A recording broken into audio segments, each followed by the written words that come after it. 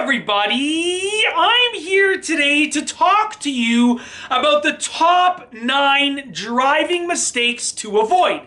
In this video, I'll be going over 9 very specific and simple mistakes that I would highly recommend that you avoid making while you're driving. With that being said, let's get right into the video. Driving mistake number 1, following too closely. Now you see, the following distance is the distance between your car and the car in front of you.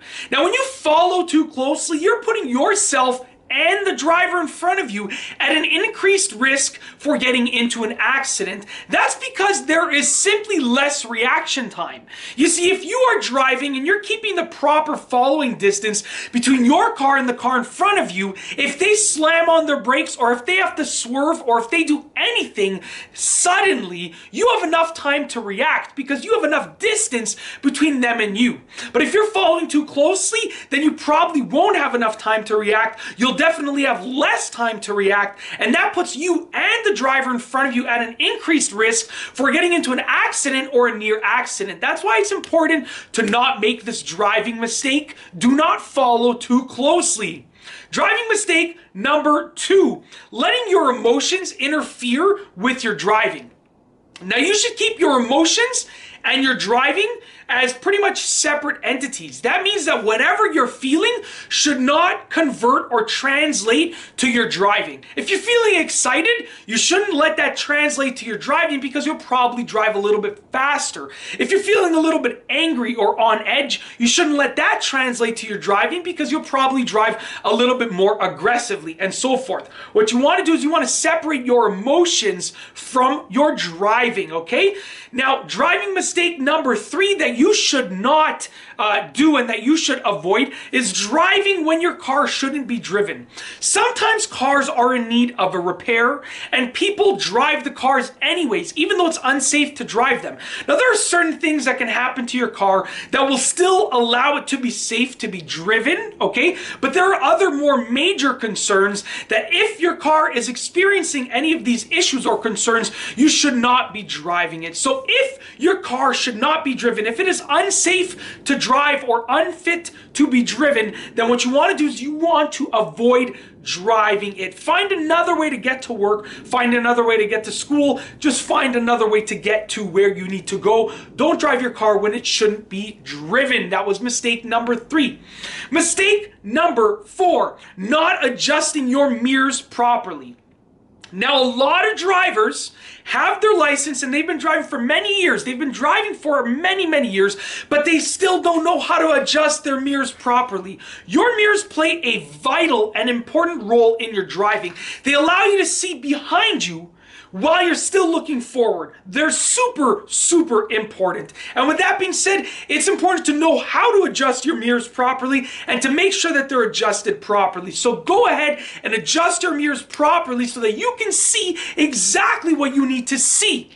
Driving mistake number 5 to avoid is leaving at the last possible moment.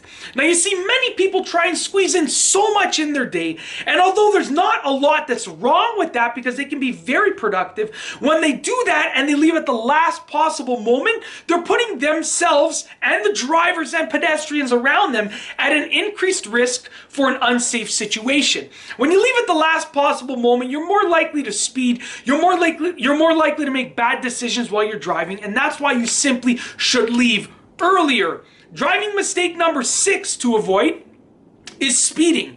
Now, many people speed because they either A, think that it feels great, or B, they think that it's going to save them some time. Now, both of those aren't really true, okay? Speeding doesn't feel great because it feels unsafe, and speeding also won't really save you that much time. I've seen so many people on the street speeding, weaving lane to lane, weaving through traffic, trying to get somewhere much faster, and then I end up getting there at the same time as them even though I'm not speeding.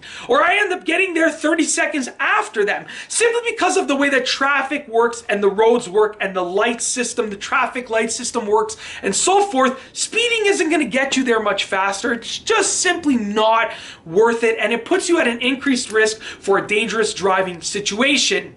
Driving mistake number 7 that you should avoid is driving too slowly. Now this is the opposite of speeding. Some people think that it's okay to drive too slowly, but it's not okay to speed. Well, guess what? It's not okay to do either of those things. It's not okay to speed, and it's not okay to drive too slowly. You have to make sure that you're driving with the flow of traffic or the speed limit or the safe driving speed that you can drive and so forth. Okay, a good rule of thumb is that you want to drive within these 3 factors, the least possible number out of these 3 factors. The first factor is the speed limit, the posted legal speed limit.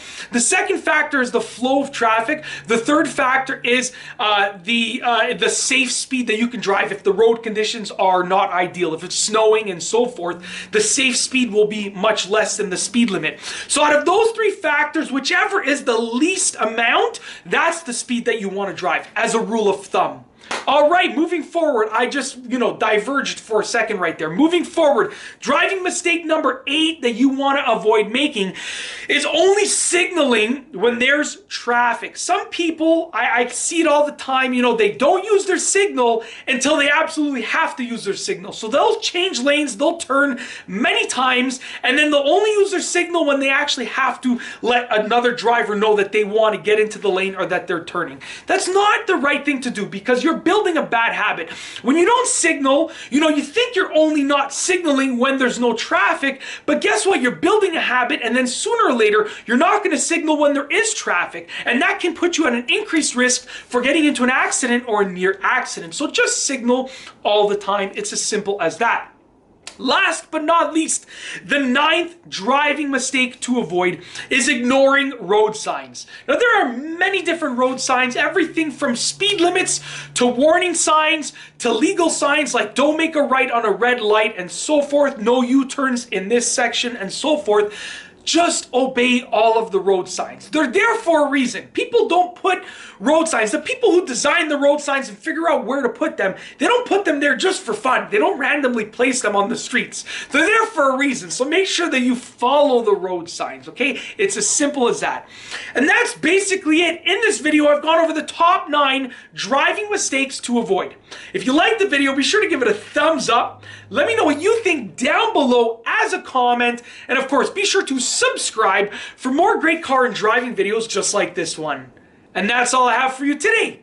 Thanks for watching.